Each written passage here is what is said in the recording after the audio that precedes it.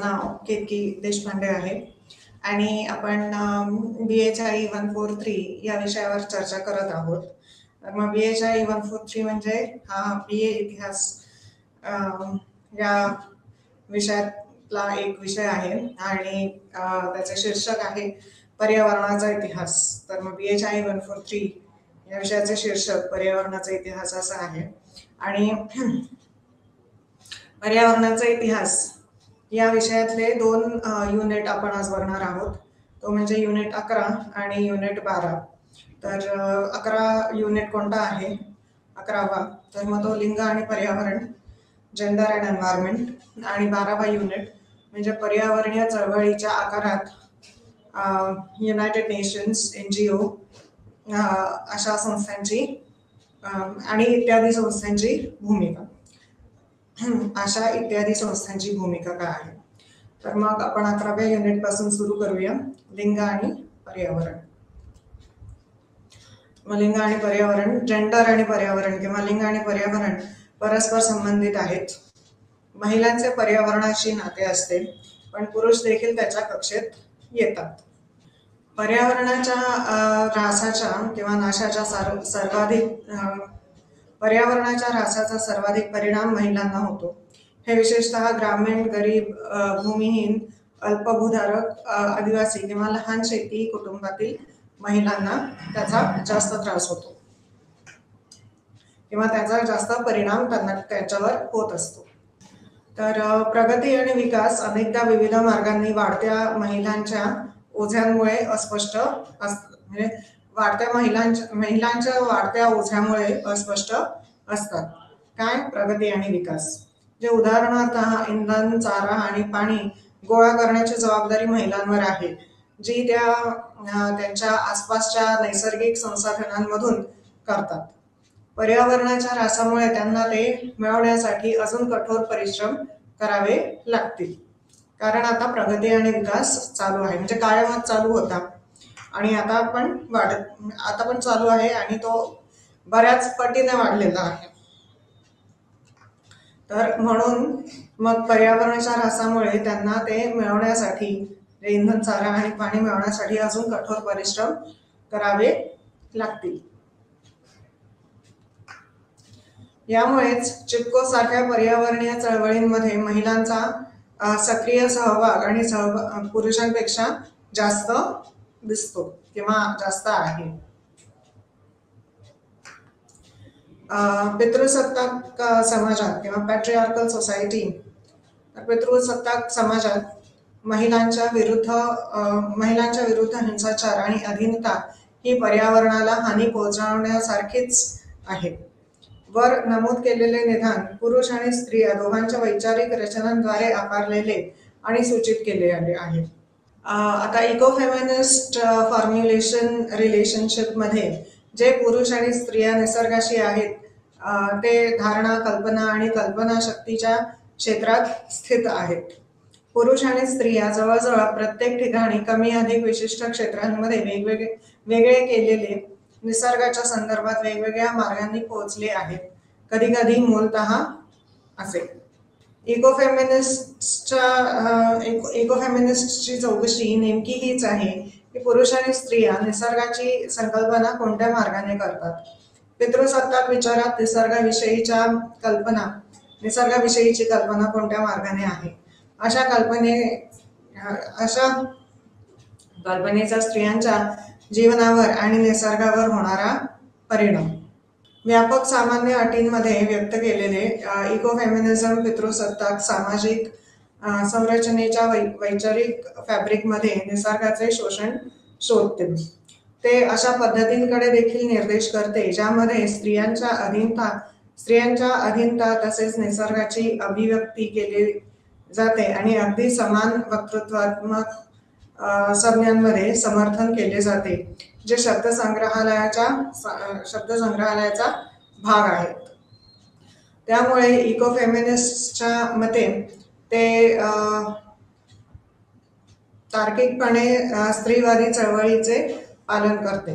स्वतःला पर्यावरणीय हालचालींशी अशा प्रकारे संरेखित करा की पितृसत्ताक विरुद्धचा संघर्ष हा केवळ स्त्रियांचाच नव्हे तर निसर्गाच्याही मुक्ततेची अभिव्यक्ती बनतो. वेस्टर्न इकोफेमिनिस्ट डिस्कोर्समध्ये बीना अगरवाल यांच्या केंद्रीय कल्पनांचा सारांश पाहणे उपयुक्त ठरेल. हे उपयुक्त प्रारंभ बिंदू म्हणून काम करू शकते. तर वर्चस्व आणि स्त्रियांवरील अत्याचार आणि वर्चस्व आणि निसर्गाचे शोषण यांच्यात महत्वाचे संबंध आहेत. पितृसत्ताक कल्पनेत महिलांना निसर्गाचे मूलतत्व म्हणून पाहिले जाते, तर पुरुष संस्कृतीचे प्रतिनिधित्व करतात. निसर्ग संस्कृती बायनरी श्रेणीबद्ध अटींमध्ये समजली जाते, जिथे संस्कृती निसर्गापेक्षा श्रेष्ठ असते. त्याच तर्काने स्त्रियांना पुरुषांपेक्षा कनिष्ठ समजले जाते. स्त्रीचे वर्चस्व आणि निसर्गाचे वर्चस्व यांच्यात जवळचे नाते आहे. त्यामुळे स्त्रियांची विशेष जबाबदारी आहे आणि निसर्गाचे वर्चस्व संपुष्टात आणण्यात परके मानव आणि मानवेतर निसर्गाला बरे करण्यातही त्यांचा वाटा आहे. स्त्रीवादी चळवळ आणि पर्यावरणीय चळवळीला एक सामान्य दृष्टिकोन, सिद्धांत आणि सराव विकसित करण्यासाठी एकत्र काम करण्याची आवश्यकता आहे. इकोफेमिनिझम सैद्धांतिक फॉर्म्युलेशनच्या संचाचे तसेच चळवळीचे प्रतिनिधित्व करतो. अगरवाल यांना भारतातील ग्रामीण महिलांचा प्रतिसाद सर्वात उल्लेखनीय आणि आशेचे कारण असल्याचे आढळले. तिने चळवळींमध्ये त्यांच्या उत्साही सहभागाची नोंद केली. कोणत्या चळवळीमध्ये पर्यावरणीय पुनर्जन्म, त्यांचा सर्वात अर्थपूर्ण आणि रचनात्मक दृष्टिकोन आणि अशा समस्या समजून घेणे याच्या आधारावरती आम्हाला महिलांना केवळ पर्यावरणीय ऱ्हास, गरीब राज्य धोरण इत्यादी, परंतु त्याऐवजी महत्वाचे कलाकार सकारात्मक परिवर्तन घडवून आणण्याचा प्रयत्न करत आहेत. अग्रवाल यांचे कार्य संपूर्णपणे भारताच्या डेटावर आधारित आहे किंवा भारताच्या माहितीवर आधारित आहे, परंतु त्यांच्या शोधांचा भारताच्या पलीकडेही परिणाम असू शकतो. त्याचे कारण भौतिक वास्तवाचे पैलू जसे की निर्वाह आणि सामाजिक संबंधांचे नमुने तिसऱ्या जगाच्या मोठ्या भागांमध्ये काहीसे सारखेच आहेत. स्त्रीवादी पर्यावरणवादाचे तिचे सैद्धांतिक सूत्र आजच्या महिला आणि पर्यावरणाच्या गंभीर समस्यांना समजून घेण्यासाठी सर्वात व्यवहार्य पर्यायांपैकी एक म्हणून उभे आहे. प्रजनन अवयव इत्यादींवर आधारित लिंग ही जैविकदृष्ट्या प्राप्त झालेली ओळख असते, तर लिंग स्त्री आणि पुरुष यांच्यातील सामाजिक आणि सांस्कृतिक फरकांना सूचित करते. केरळमध्ये भूमी सुधारणांनी समृद्ध नैसर्गिक वनस्पती आच्छादनाच्या व्यतिरिक्त महिलांवरील कामाचा भार कमी करण्यात हातभार लावला आहे. केरळमध्ये जवळपास प्रत्येक ग्रामीण कुटुंबाला अगदी कमीत कमी डझनभर नारळाची झाडे उपलब्ध आहेत, ज्यामुळे इंधनाच्या गरजा पूर्ण करणे अधिक सोपे झाले आहे. लिंग आणि पर्यावरण यांच्यातील संबंध प्रामुख्याने पश्चिम, विशेषतः युनायटेड स्टेट्समध्ये अमेरिकेमध्ये इकोफेमिनिझमच्या छत्राखाली वैचारिक अटींमध्ये संकल्पित केले गेले आहेत. एरियल सालेह सारखे काही पर्यावरणवादी महिला आणि निसर्ग यांच्यात जीवनशास्त्रावर आधारित संबंध जोडतात. ती बायोलॉजी आणि निसर्गाच्या बाबतीतही महिलांच्या चेतनेला महत्त्व देते.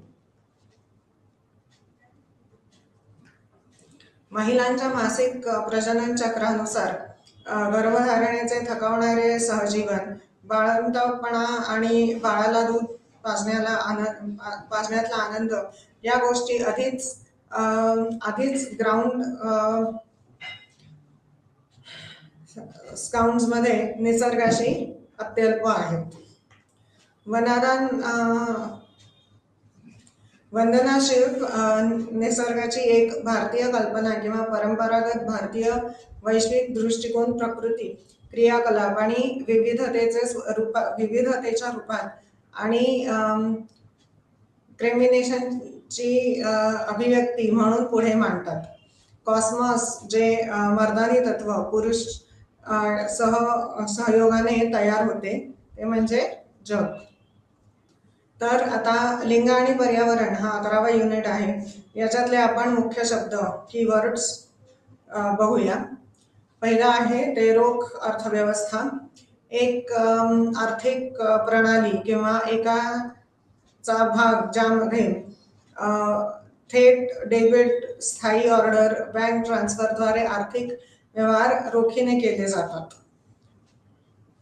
तर रोख अर्थव्यवस्था कॅश इकॉनॉमी असं म्हटलं गेलंय. मग दुसरी आहे ग्रीन मूव्हमेंट. तर इतर व्यवसायांसोबत सहकार्य करून जगाला एक चांगले स्थान बनवण्याचे उद्दिष्ट आणि मदत करते. त्याचे मुख्य उद्दिष्ट स्वच्छ पाणी आणि मुबलक ऊर्जा, कार्बन फुटप्रिंट कमी करणे आणि कचरा प्रवाह कमी करणे हे आहे ग्रीन मूव्हमेंट. तर मग हा झाला 11वा युनिट. आता आपण 12वा युनिट बघूया. तर मग 12वा युनिट म्हणजे कोणता? युनायटेड नेशन्स म्हणजे UN NGO इत्यादी सारख्यांची भूमिका पर्यावरणीय चळवळीच्या आकारात.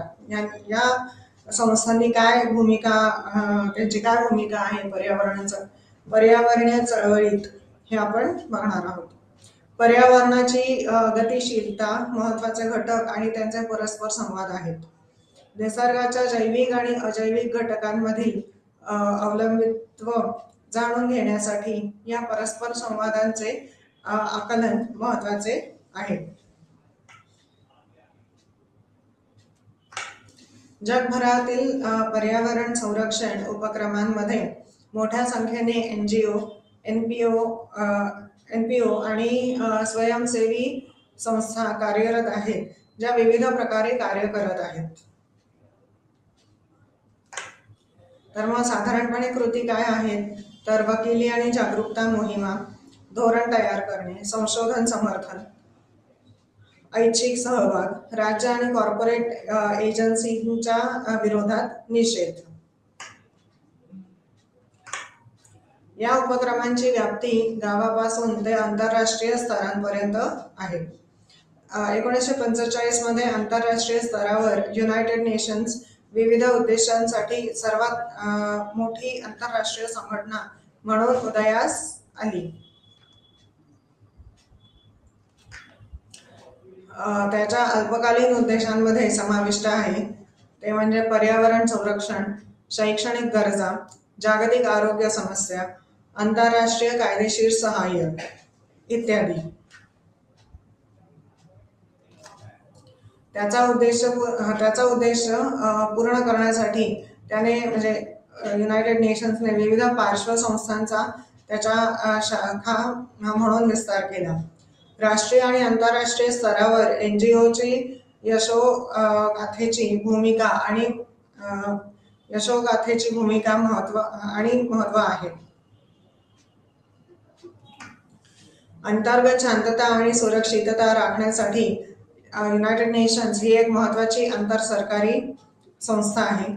त्याने राष्ट्रांमध्ये मैत्रीपूर्ण संबंध विकसित केले आहेत आणि संघर्षाचे मुद्दे दूर करून आंतरराष्ट्रीय सहकार्य साधलेले आहे.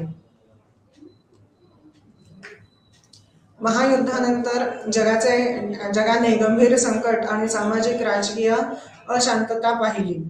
या समस्या दूर करणे आणि आंतरराष्ट्रीय शांतता आणि सुरक्षिततेच्या दिशेने वाटचाल करणे हे या संस्थेचे प्रमुख ध्येय आहेत किंवा होते आणि आहेत. पण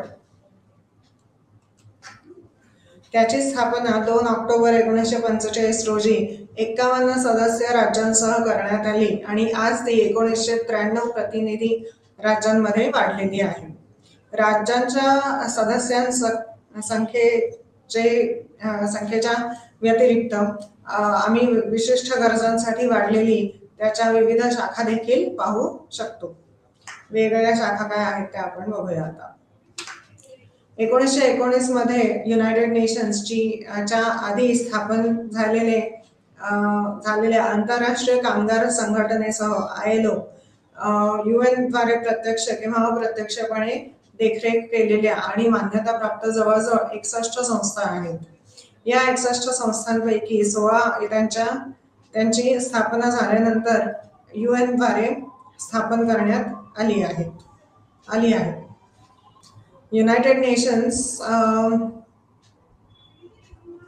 एन्व्हायरमेंट प्रोग्राम UNEP ही पर्यावरण संरक्षणासाठी 1972 मध्ये स्थापन करण्यात आलेली अशी एक आंतरराष्ट्रीय संस्था आहे, ज्याचे मुख्यालय नायरोबी, केनिया येथे आहे.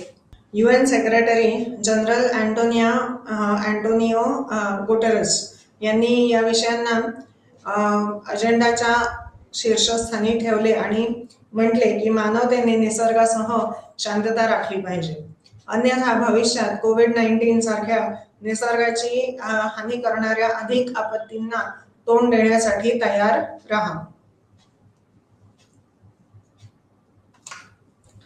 निसर्गाशी सुसंवाद आणि शांततेसाठी मानव संसाधन कसे काढतात आणि वापरतात या दीर्घकालीन परिवर्तनासाठी सिस्टीम रिसेट करणे, नवीन सिस्टीम सुरू करणे आवश्यक आहे. वाढलेला कचरा यांसारखे तात्काळ पर्यावरणीय परिणाम हरित नंतरच्या साथीच्या रोगाच्या पुनर्प्राप्तीसाठी पाया घालत आहेत. आता UN व्यतिरिक्त इतर अनेक आंतरराष्ट्रीय संस्था पर्यावरणाच्या संरक्षणासाठी नागरी संस्था म्हणून कठोर परिश्रम करत आहेत. त्या आहेत सरकारी संस्था आणि उद्योग आधारित अशासकीय संस्था किंवा NPOs, नॉन प्रॉफिट ऑर्गनायझेशन्स. म्हणजे सरकारी संस्था गव्हर्नमेंटल ऑर्गनायझेशन्स आणि NPOs म्हणजे नॉन प्रॉफिट ऑर्गनायझेशन्स. तर अशी एक संस्था आहे ग्रीन पीस मूव्हमेंट. ही जागतिक पर्यावरणीय चळवळीची एक महत्वाची यशोगाथा आहे, जी सुरुवातीला कॅनडामध्ये लोकांच्या छोट्या गटाने विकसित केली होती. हरित आणि शांततापूर्ण जागतिक कृतीच्या या विजनमध्ये एकतावादी चर्चेचे समर्थन स्पष्ट होते. 1971 मध्ये कॅनडामध्ये सुरू झालेल्या जगातील सर्वात मोठ्या पर्यावरणीय उपक्रमाच्या उभारणीसाठी मीडिया कम्युनिकेशननेही महत्त्वपूर्ण भूमिका बजावली. ती जगभर पसरली आणि पर्यावरण चळवळीसाठी एक प्रभावी शक्ती बनली. हरित शांतता चळवळीचे मूळ उद्दिष्ट हे होते की ते जिथे कृती पर्यावरणास हानिकारक मानली जाते त्या ठिकाणी ते जातात. तिथे कोणतीही शक्ती न वापरता कृती करणे किंवा निषेध करणे. वेल्स आणि वेलिंग शिप्स मध्ये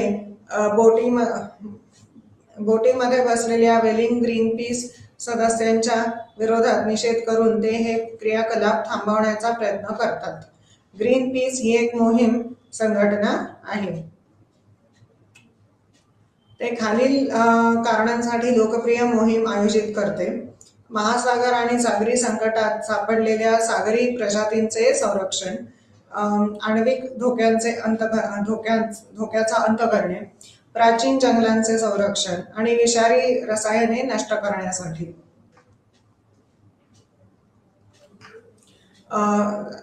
जनुकीय अभियांत्रिकी विरुद्ध मोहीम म्हणजे प्रोटेस्ट अगेन्स्ट जेनेटिक इंजिनिअरिंग.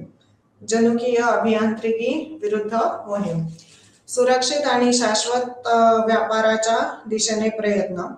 आणि ग्लोबल वॉर्मिंग, प्राचीन जंगलतोड, व्यावसायिक व्हेलिंग आणि ओव्हरफिशिंग सारख्या समस्यांचे निराकरण करणे.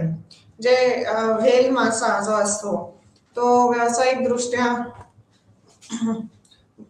त्याचे म्हणजे तर व्यावसायिक व्हेलिंग आणि ओव्हरफिशिंग सारख्या समस्यांचे निराकरण करणे. ग्रीन पीस ही 40 पेक्षा जास्त देशांमध्ये कार्यरत असलेली लोकप्रिय गैर सरकारी पर्यावरण संस्था आहे. ही एक प्रभावी आंतरराष्ट्रीय समन्वय आहे ज्याचे मुख्यालय ॲम्स्टरडॅम म्हणजे नेदरलँड्स येथे आहे. त्याचे घोषवाक्य पृथ्वीच्या सर्व विविधतेमध्ये जीवन जगण्याची क्षमता सुनिश्चित करण्यावर जोर देते. हे जगभरात काम करते. ग्रीन पीस मूव्हमेंट पर्यावरणाचे रक्षण करण्यासाठी, त्याची उद्दिष्टे साध्य करण्यासाठी ती प्रत्यक्ष कृती, लॉबिंग आणि संशोधनाचा वापर करते. त्याचा निधी आणि आर्थिक सहाय्य खरोखरच ऐच्छिक आहे. ते कोणत्याही राज्य आणि कॉर्पोरेट समर्थनाशिवाय कार्य करते. हे कोणत्याही कॉर्पोरेट किंवा राज्याबरोबर ते जोडले गेलेले नाहीये आणि स्वतः काम करते. ऐच्छिक आर्थिक सहाय्य पण म्हणजे आर्थिक सहाय्य हे ऐच्छिक आहे. ग्रीन पीस मूव्हमेंटचं ग्रीन पीस वगैरे व्यतिरिक्त इतर अनेक आंतरराष्ट्रीय पर्यावरणीय यशोगाथा आहेत पूर्वी आणि नंतर. तथापि वेगळे आणि कमी लोकप्रिय आहेत. साधारणपणे म्हणजे वन्यजीव संरक्षण संस्था USA 1895 मध्ये सुरू केली होती. प्राणी आणि वनस्पती आंतरराष्ट्रीय केम्ब्रिज 1903 मध्ये.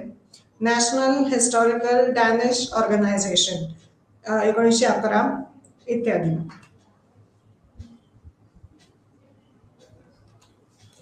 चिपको आंदोलन सध्याच्या उत्तराखंडच्या चमोली जिल्ह्यात आहे. कुंठीपुळा नदीवरील धरण बांधण्याच्या विरोधात मूकदरी आंदोलन करण्यात आले. गंगा नदीच्या भागीरथी उपनदीवर तेहरी धरणाची योजना होती. हे जगातील चौथे सर्वात मोठे धरण बनवण्याची योजना होती. तर आता 12वा युनिट म्हणजे UN, NGO इत्यादींची भूमिका पर्यावरणीय चळवळीच्या आकारात काय आहे ते या युनिटचे आपण महत्वाच्या संकल्पना किंवा कीवर्ड बघणार आहोत. तर पहिलं म्हणजे आहे टोटेम. एक पवित्र गोष्ट व्यापकपणे वैध आहे. मग सामाजिक वस्तुस्थिती ही संकल्पना मॅक्स वेबरने दिली होती. याचा अर्थ समाजाने कायदेशीर केलेल्या सामाजिक कृती, सामाजिक वस्तुस्थिती. मग स्वयंसेवी संस्था, अशासकीय संस्था, शासन म्हणजे नॉन गव्हर्नमेंटल ऑर्गनायझेशन्स, आणि NPO म्हणजे ना नफा संस्था, नॉन प्रॉफिट ऑर्गनायझेशन्स. तर मग अशा प्रकारे आपण पुन्हा आता 11वा युनिट बघणार आहोत. तर 11वा युनिट कोणता?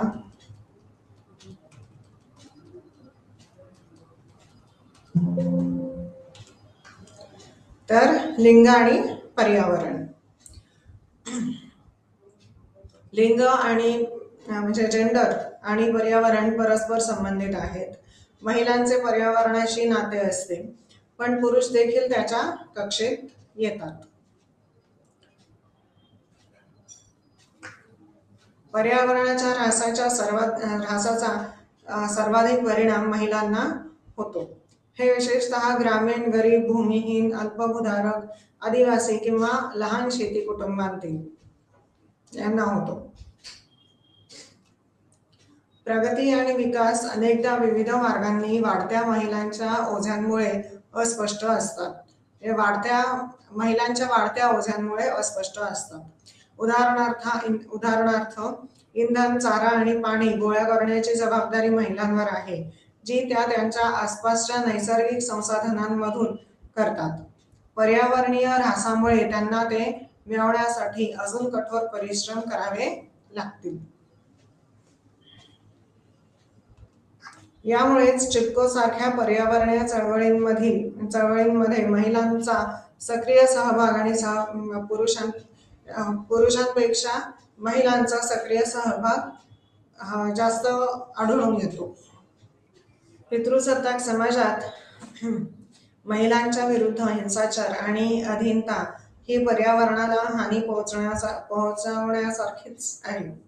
वर नमूद केलेले विधान पुरुष आणि स्त्रिया दोघांच्या वैचारिक रचनांद्वारे आकारलेले आणि सूचित केले आहे. इको-फेमिनिस्ट फॉर्म्युलेशन रिलेशनशिपमध्ये जे पुरुष आणि स्त्रिया निसर्गाशी आहेत ते धारणा, कल्पना आणि कल्पनाशक्तीच्या क्षेत्रात स्थित आहेत. पुरुष आणि स्त्रिया जवळजवळ प्रत्येक ठिकाणी कमी अधिक विशिष्ट क्षेत्रांमध्ये वेगळे केलेले निसर्गाच्या संदर्भात वेगवेगळ्या मार्गांनी पोहोचले आहेत, कधी कधी मूलतः असे. इको-फेमिनिस्टची चौकशी नेमकी हीच आहे की पुरुष आणि स्त्रिया निसर्गाची संकल्पना कोणत्या मार्गाने करतात. पितृसत्ताक विचारात निसर्गाविषयीची कल्पना कोणत्या मार्गाने आहे. अशा कल्पनेचा स्त्रियांच्या जीवनावर आणि निसर्गावर होणारा परिणाम. व्यापक सामान्य अटींमध्ये व्यक्त केलेले इको-फेमिनिझम पितृसत्ताक सामाजिक संरचनेच्या वैचारिक फॅब्रिकमध्ये निसर्गाचे शोषण शोधते. ते अशा पद्धतींकडे देखील निर्देश करते ज्यामध्ये स्त्रियांच्या अधीनता तसेच निसर्गाची अभिव्यक्ती केली जाते आणि अगदी समान वक्तृत्वात्मक संज्ञांमध्ये समर्थन केले जाते, जे शब्दसंग्रहालयाचा भाग आहेत. त्यामुळे इको-फेमिनिस्टच्या मते ते तार्किकपणे स्त्रीवादी चळवळीचे पालन करते. स्वतःला पर्यावरणीय हालचालींशी अशा प्रकारे संरेखित करा की पितृसत्ताक विरुद्धचा संघर्ष हा केवळ स्त्रियांच्याच नव्हे तर निसर्गाच्याही मुक्ततेची अभिव्यक्ती बनतो. वेस्टर्न इको-फेमिनिस्ट डिस्कोर्समध्ये बीना अग्रवाल यांच्या केंद्रीय कल्पनांचा सारांश पाहणे उपयुक्त ठरेल. हे उपयुक्त प्रारंभ बिंदू म्हणून काम करू शकते. वर्चस्व आणि स्त्रियांवरील अत्याचार आणि वर्चस्व आणि निसर्गाचे शोषण यांच्यात महत्त्वाचे संबंध आहेत. पितृसत्ताक कल्पनेत महिलांना निसर्गाचे मूलतत्व म्हणून पाहिले जाते, तर पुरुष संस्कृतीचे प्रतिनिधित्व करतात. निसर्ग संस्कृती बायनरी श्रेणीबद्ध अटींमध्ये समजली जाते, जिथे संस्कृती निसर्गापेक्षा श्रेष्ठ असते. त्याच तर्काने स्त्रियांना पुरुषांपेक्षा कनिष्ठ समजले जाते. तर बायनरी म्हणजे दोन. निसर्ग संस्कृती ही दोन श्रेणीबद्ध अटींमध्ये समजली जाते, जिथे संस्कृती निसर्गापेक्षा श्रेष्ठ असते. त्याच तर्काने स्त्रियांना पुरुषांपेक्षा कनिष्ठ समजले जाते. स्त्रीचे वर्चस्व आणि निसर्गाचे वर्चस्व यांच्यात जवळचे नाते आहे. त्यामुळे स्त्रियांची विशेष जबाबदारी आहे आणि निसर्गाचे वर्चस्व संपुष्टात आणण्यात, परके मानव आणि मानवतेवर निसर्गाला बरे करण्यातही त्यांचा वाटा आहे. स्त्रीवादी चळवळ आणि पर्यावरणीय चळवळीला एक सामान्य दृष्टिकोन, सिद्धांत आणि सराव विकसित करण्यासाठी एकत्र काम करण्याची आवश्यकता आहे. इको-फेमिनिझम सैद्धांतिक फॉर्म्युलेशनच्या संचाचे तसेच चळवळीचे प्रतिनिधित्व करतो. अग्रवाल यांना भारतातील ग्रामीण महिलांचा प्रतिसाद सर्वात उल्लेखनीय आणि आशेचे कारण असल्याचे आढळले. तिने चळवळींमध्ये त्यांचा उत्साही सहभागाची नोंद केली.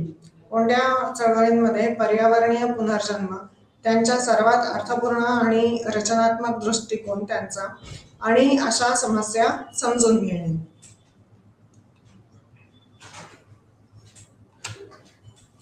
याच्या आधारावर ती आम्हाला महिलांना केवळ पर्यावरणीय ऱ्हास, गरीब राज्य धोरण इत्यादी, परंतु त्याऐवजी महत्त्वाचे कलाकार सकारात्मक परिवर्तन घडवून आणण्याचा प्रयत्न करत आहेत.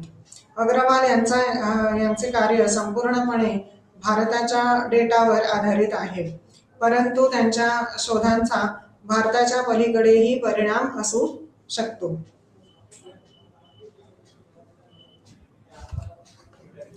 त्याचे कारण भौतिक वास्तवाचे पैलू जसे की निर्वाह आणि सामाजिक संबंधांचे नमुने तिसऱ्या जगाच्या मोठ्या भागांमध्ये काहीसे सारखेच आहेत. तिसऱ्या जगाच्या थर्ड वर्ल्ड कंट्रीज किंवा साधारणपणे अंडर डेव्हलप्ड किंवा डेव्हलपिंग कंट्रीज, जास्त करून अंडर डेव्हलप्ड, तिसऱ्या जगाच्या थर्ड वर्ल्ड कंट्रीज मोठ्या भागांमध्ये काहीसे सारखेच आहे. स्त्रीवादी पर्यावरणवादाचे तिचे सैद्धांतिक सूत्र आजच्या महिला आणि पर्यावरणाच्या गंभीर समस्यांना समजून घेण्यासाठी सर्वात व्यवहार्य पर्यायांपैकी एक म्हणून उभे आहे. प्रजनन, अवयव इत्यादींवर आधारित लिंग ही जैविकदृष्ट्या प्राप्त झालेली ओळख असते, तर लिंग स्त्री आणि पुरुष यांच्यातील सामाजिक आणि सांस्कृतिक फरकांना सूचित करते. केरळमध्ये भूमी सुधारणांनी समृद्ध नैसर्गिक वनस्पती आच्छादनाच्या व्यतिरिक्त महिलांवरील कामाचा भार कमी करण्यात हातभार लावला आहे. केरळमध्ये जवळपास प्रत्येक ग्रामीण कुटुंबाला अगदी कमीत कमी डझनभर नारळाची झाडे उपलब्ध आहेत, ज्यामुळे इंधनाच्या गरजा पूर्ण करणे अधिक सोपे झाले आहे. लिंग आणि पर्यावरण यांच्यातील संबंध प्रामुख्याने पश्चिम, विशेषतः युनायटेड स्टेट्समध्ये किंवा अमेरिकेमध्ये इकोफेमिनिझमच्या छत्राखाली वैचारिक अटींमध्ये संकल्पित केले गेले आहेत. एरियल काय सालेह सारखे काही पर्यावरणवादी महिला आणि निसर्ग यांच्यात जीवनशास्त्रावर आधारित संबंध जोडतात. ती बायोलॉजी आणि निसर्गाच्या बाबतीतही महिलांच्या चेतनेला महत्त्व देते. महिलांच्या मासिक प्रजनन चक्रानुसार गर्भधारणेचे थकवणारे सहजीवन, बाळंतपण आणि बाळाला दूध पाजण्यातला आनंद या गोष्टी आधीच ग्राउंड स्काउंट्समध्ये निसर्गाशी अत्यल्प आहेत.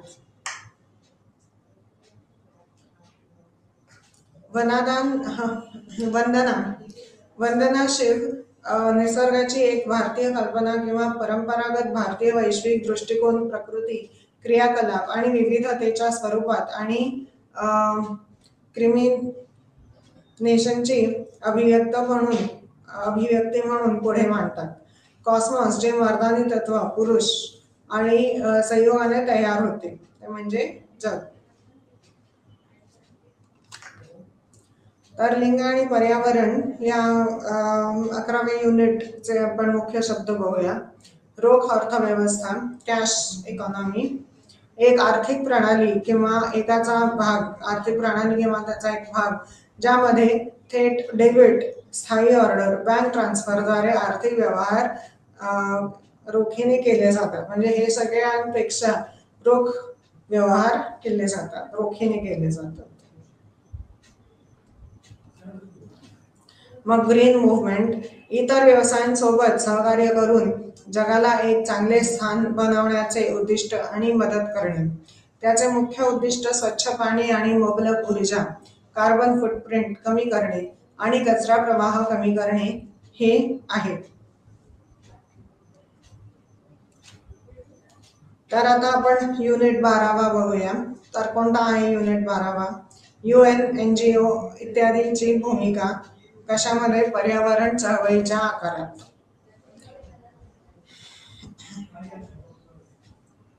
पर्यावरणाची गतिशीलता, महत्त्वाचे घटक आणि त्यांचे परस्पर संवाद आहेत. निसर्गाच्या जैविक आणि अजैविक घटकांमधील अवलंबित्व जाणून घेण्यासाठी या परस्पर संवादांचे आकलन महत्त्वाचे आहे. जगभरातील पर्यावरण संरक्षण उपक्रमांमध्ये मोठ्या संख्येने NGO, NPO आणि स्वयंसेवी संस्था कार्यरत आहेत, ज्या विविध प्रकारे कार्य करत आहेत. तर मग त्यांच्या कृती काय आहेत? वकिली आणि जागरूकता मोहिमा, धोरण तयार करणे, संशोधन समर्थन, ऐच्छिक सहभाग, राज्य आणि कॉर्पोरेट एजन्सींच्या विरोधात निषेध. या उपक्रमांची व्याप्ती गावापासून ते आंतरराष्ट्रीय स्तरापर्यंत आहे. 1945 मध्ये आंतरराष्ट्रीय स्तरावर युनायटेड नेशन्स विविध उद्देशांसाठी सर्वात मोठी आंतरराष्ट्रीय संघटना म्हणून उदयास आली. त्याच्या आपत्कालीन उद्देशांमध्ये समाविष्ट आहेत पर्यावरण संरक्षण, शैक्षणिक गरजा, जागतिक आरोग्य समस्या, आंतरराष्ट्रीय कायदेशीर सहाय्य इत्यादी. त्याचा उद्देश पूर्ण करण्यासाठी त्याने विविध पार्श्व संस्थांचा त्याच्या शाखा म्हणून विस्तार केला. राष्ट्रीय आणि आंतरराष्ट्रीय स्तरावर एनजीओच्या यशोगाथेची भूमिका आणि महत्त्व आहे. अंतर्गत शांतता आणि सुरक्षितता राखण्यासाठी UN ही एक महत्त्वाची सरकारी संस्था आहे, आंतरसरकारी इंटरनॅशनल. त्याने राष्ट्रांमध्ये मैत्रीपूर्ण संबंध विकसित केले आहेत आणि संघर्षाचे मुद्दे दूर करून आंतरराष्ट्रीय सहकार्य पण साधलेलं आहे. महायुद्धानंतर जगाने गंभीर संकट आणि सामाजिक राजकीय अशांतता पाहिली. या समस्या दूर करणे आणि आंतरराष्ट्रीय शांतता आणि सुरक्षिततेच्या दिशेने वाटचाल करणे हे या संस्थेचे प्रमुख ध्येय होते. त्याची स्थापना 2 ऑक्टोबर 1945 रोजी 51 सदस्य राज्यांसह करण्यात आली आणि आज ती 1993 प्रतिनिधी राज्यांमध्ये वाढली आहे. राज्यांच्या सदस्य संख्येच्या व्यतिरिक्त आम्ही विशिष्ट गरजांसाठी वाढलेल्या त्याच्या विविध शाखा देखील पाहू शकतो, म्हणजे आपण बघू शकतो. तर 1919 मध्ये UNच्या आधी स्थापन झालेले आंतरराष्ट्रीय कामगार संघटनेसह ILO युनायटेड नेशन्सद्वारे प्रत्यक्ष किंवा अप्रत्यक्षपणे देखरेख केलेल्या आणि मान्यता प्राप्त जवळजवळ 61 संस्था आहेत. या 61 संस्थांपैकी 16 त्यांची स्थापना झाल्यानंतर युनायटेड नेशन्सद्वारे स्थापन करण्यात आली आहे.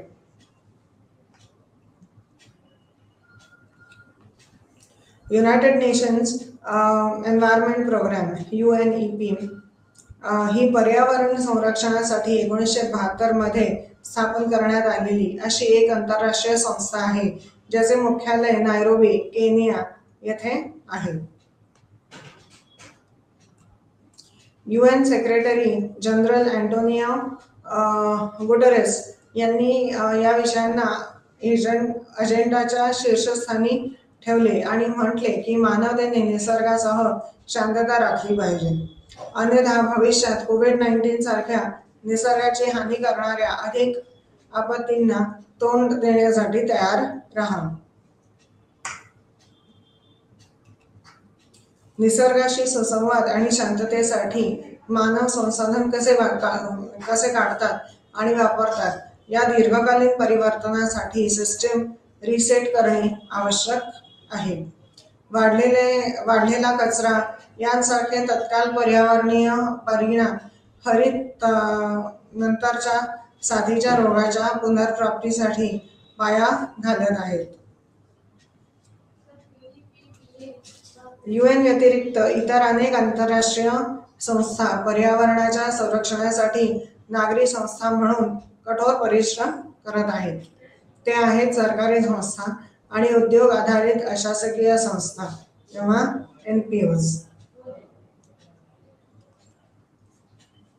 तर ग्रीन पीस मूव्हमेंट ही जागतिक पर्यावरणीय चळवळीची एक महत्त्वाची यशोगाथा आहे, जी सुरुवातीला कॅनडामध्ये लोकांच्या छोट्या गटाने विकसित केली होती. हरित आणि शांततापूर्ण जागतिक कृतीच्या या विजनमध्ये एकतावादी चर्चेचे समर्थन स्पष्ट होते. 1971 मध्ये कॅनडामध्ये सुरू झालेल्या जगातील सर्वात मोठ्या पर्यावरणीय उपक्रमाच्या उभारणीसाठी मीडिया कम्युनिकेशननेही महत्त्वपूर्ण भूमिका बजावली. ती जगभर पसरली आणि पर्यावरण चळवळीसाठी एक प्रभावी शक्ती बनली. हरित शांतता चळवळीचे मूळ उद्दिष्ट हे होते की ते जेथे कृती पर्यावरणास हानिकारक मानली जाते त्या ठिकाणी ते जातात जेथे कोणतीही शक्ती न वापरता कृती करणे किंवा निषेध करणे.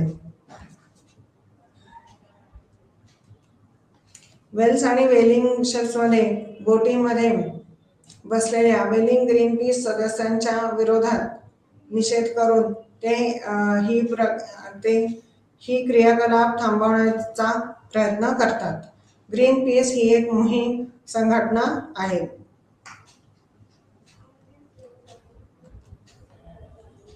खालील कारणांसाठी लोकप्रिय मोहीम आयोजित करतात. महासागर आणि सागरी संकटात सापडलेल्या सागरी प्रजातींचे संरक्षण, आण्विक धोक्याचा अंत करणे, प्राचीन जंगलांचे संरक्षण, विषारी रसायने नष्ट करण्यासाठी. जनुकीय अभियांत्रिकी विरुद्ध मोहीम, जेनेटिक इंजिनिअरिंग विरुद्ध मोहीम, सुरक्षित आणि शाश्वत व्यापाराच्या दिशेने प्रयत्न, ग्लोबल वॉर्मिंग, प्राचीन जंगलतोड, व्यावसायिक व्हेलिंग आणि ओव्हरफिशिंग सारख्या समस्यांचे निराकरण करणे.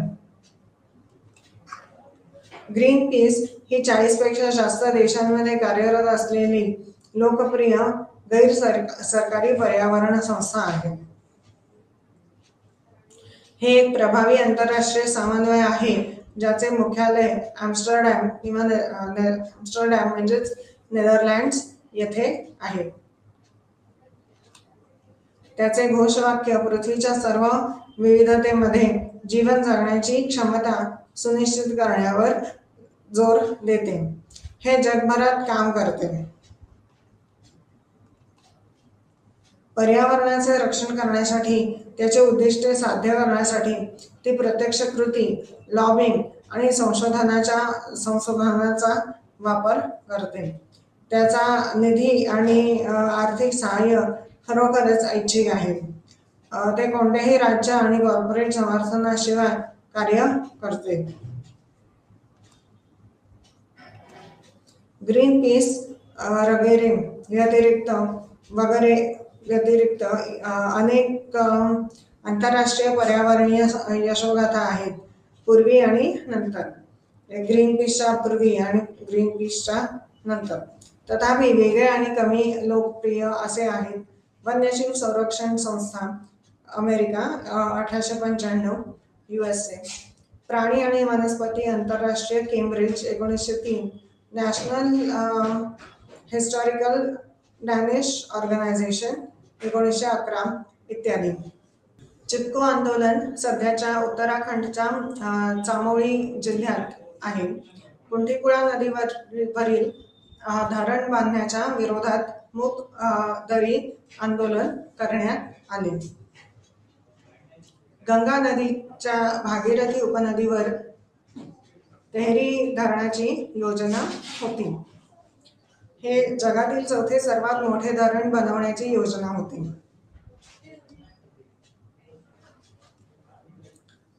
तर आता 12वा युनिट UN NGO इत्यादींची पर्यावरणीय चळवळीच्या आकारात भूमिका काय आहे या युनिटच्या महत्त्वाच्या संकल्पना किंवा कीवर्ड आपण बघूया. तर पहिलं म्हणजे टोटल. एक पवित्र गोष्ट व्यापकपणे वैध आहे. सामाजिक वस्तुस्थिती ही संकल्पना मॅक्स वेबरने दिली होती. याचा अर्थ समाजाने कायदेशीर केलेल्या सामाजिक कृती. स्वयंसेवी संस्था, अशासकीय संस्था आणि NPO म्हणजे ना नफा संस्था.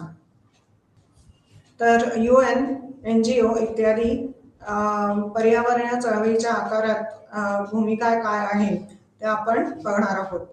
पर्यावरणाची गतिशीलता महत्त्वाचे घटक आणि त्यांचे परस्पर संवाद आहेत. निसर्गाच्या जैविक आणि अजैविक घटकांमधील अवलंबित्व जाणून घेण्यासाठी या परस्पर संवादांचे आकलन महत्त्वाचे आहे.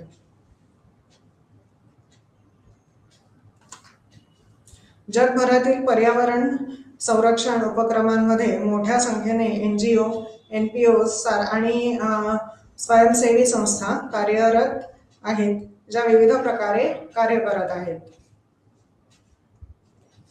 तर मग त्यांच्या कृती काय आहेत? वकिली आणि जागरूकता मोहिमा, धोरण तयार करणे, संशोधन समर्थन, ऐच्छिक सहभाग, राज्य आणि कॉर्पोरेट एजन्सीजच्या विरोधात निषेध. या उपक्रमांची व्याप्ती गावापासून ते आंतरराष्ट्रीय स्तरापर्यंत आहे. 1945 मध्ये आंतरराष्ट्रीय स्तरावर युनायटेड नेशन्स विविध उद्देशासाठी सर्वात मोठे आंतरराष्ट्रीय संघटना म्हणून उदयास आली. त्याच्या आपत्कालीन उद्देशांमध्ये समाविष्ट आहे पर्यावरण संरक्षण, शैक्षणिक गरजा, जागतिक आरोग्य समस्या, आंतरराष्ट्रीय कायदेशीर सहाय्य इत्यादी. त्याचा उद्देश पूर्ण करण्यासाठी त्याने विविध पार्श्वसंस्थांच्या त्याच्या शाखा म्हणून विस्तार केला. राष्ट्रीय आणि आंतरराष्ट्रीय स्तरावर NGOच्या यशोगाथेची भूमिका आणि महत्त्व आहे. अंतर्गत शांतता आणि सुरक्षितता राखण्यासाठी UN ही एक महत्त्वाची आंतरसरकारी संस्था आहे, इंटरनॅशनल. त्याने राष्ट्रांमध्ये मैत्रीपूर्ण संबंध विकसित केले आहेत आणि संघर्षाचे मुद्दे दूर करून आंतरराष्ट्रीय सहकार्य साधले आहे. महायुद्धानंतर जगाने गंभीर संकट आणि सामाजिक राजकीय अशांतता पाहिली. या समस्या दूर करणे आणि आंतरराष्ट्रीय शांतता आणि सुरक्षिततेच्या दिशेने वाटचाल करणे हे या संस्थेचे प्रमुख ध्येय होते. त्याची स्थापना 2 ऑक्टोबर 1945 रोजी 51 सदस्य राज्यांसह करण्यात आली आणि आज ते 1993 प्रतिनिधी राज्यांमध्ये वाढले आहे. राज्यांच्या सदस्यांच्या संख्येच्या व्यतिरिक्त आम्ही विशिष्ट गरजांसाठी वाढलेल्या त्याच्या विविध शाखा देखील पाहू शकतो. 1919 मध्ये UNच्या आधी स्थापना झालेल्या आंतरराष्ट्रीय कामगार संघटनेसह ILO युनायटेड नेशन्सद्वारे प्रत्यक्ष किंवा अप्रत्यक्षपणे देखरेख केलेल्या आणि मान्यताप्राप्त जवळजवळ 61 संस्था आहेत. या 61 संस्थांपैकी 16 त्यांची स्थापना झाल्यानंतर UN द्वारे स्थापन करण्यात आली आहे. United Nations environment programme UNEP ही पर्यावरण संरक्षणासाठी 1972 मध्ये स्थापन करण्यात आलेली अशी एक आंतरराष्ट्रीय संस्था आहे, ज्याचे मुख्यालय नैरोबी, केनिया येथे आहे. UN secretary general Antonio Guterres यांनी या विषयांना अजेंडाच्या शीर्षस्थानी ठेवले आणि म्हटले की मानवतेने निसर्गासह शांतता राखली पाहिजे, अन्यथा भविष्यात कोविड-19 सारख्या निसर्गाची हानी करणाऱ्या अधिक आपत्तींना तोंड देण्यासाठी तयार राहा.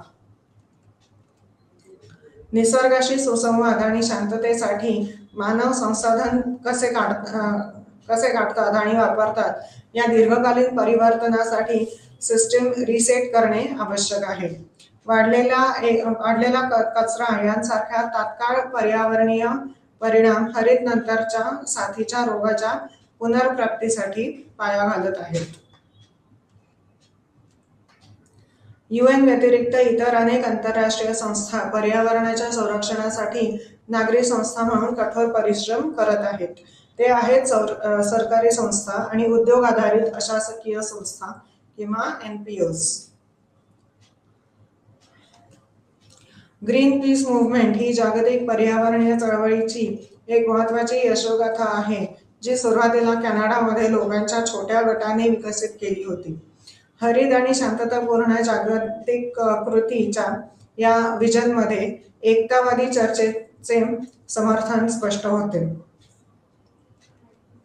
1971 मध्ये कॅनडामध्ये सुरू झालेल्या जगातील सर्वात मोठ्या पर्यावरणीय उपक्रमाच्या उभारणीसाठी मीडिया कम्युनिकेशननेही महत्त्वपूर्ण भूमिका बजावली. ती जगभर पसरली आणि पर्यावरण चळवळीसाठी एक प्रभावी शक्ती बनली.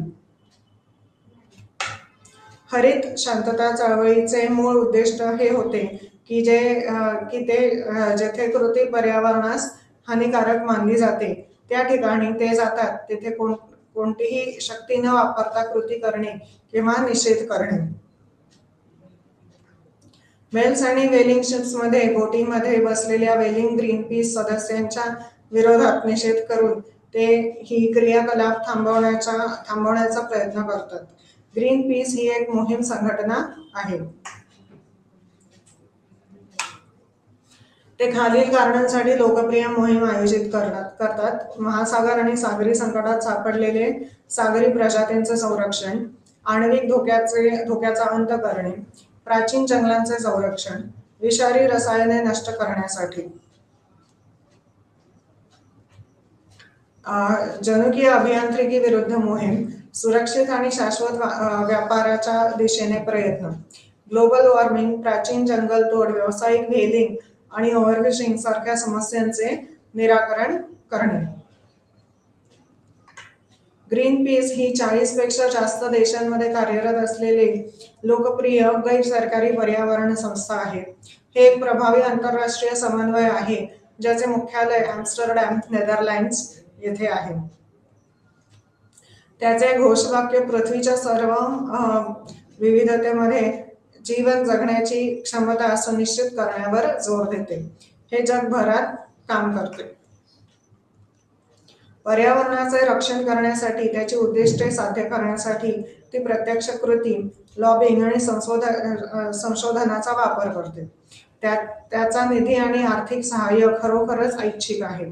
ते कोणत्याही राज्य आणि कॉर्पोरेट समर्थनाशिवाय कार्य करते. ग्रीनपीस वगैरे व्यतिरिक्त इतर अनेक आंतरराष्ट्रीय पर्यावरणीय यशोगाथा आहेत त्याच्या पूर्वी आणि नंतर. तथापि वेगळ्या आणि कमी लोकप्रिय तर वन्यजीव संरक्षण संस्था USA किंवा अमेरिका 1895, प्राणी आणि वनस्पती आंतरराष्ट्रीय Cambridge 1903, national historical Danish organisation 1911 इत्यादी. चिपको आंदोलन सध्याच्या उत्तराखंडच्या चामोली जिल्ह्यात आहे. कुंटीपुळा नदीवरील धरण बांधण्याच्या विरोधात मूक दरी आंदोलन करण्यात आले. गंगा नदीच्या भागीरथी उपनदीवर तेहरी धरणाची योजना होती. हे जगातील चौथे सर्वात मोठे धरण बनवण्याची योजना होती.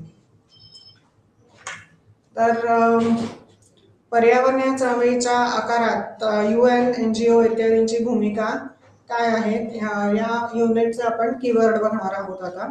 तर टोटेम म्हणजे एक पवित्र गोष्ट व्यापकपणे वैध आहे. सामाजिक वस्तुस्थिती ही संकल्पना मॅक्स वेबरने दिली होती. याचा अर्थ समाजाने कायदेशीर केलेल्या सामाजिक कृती.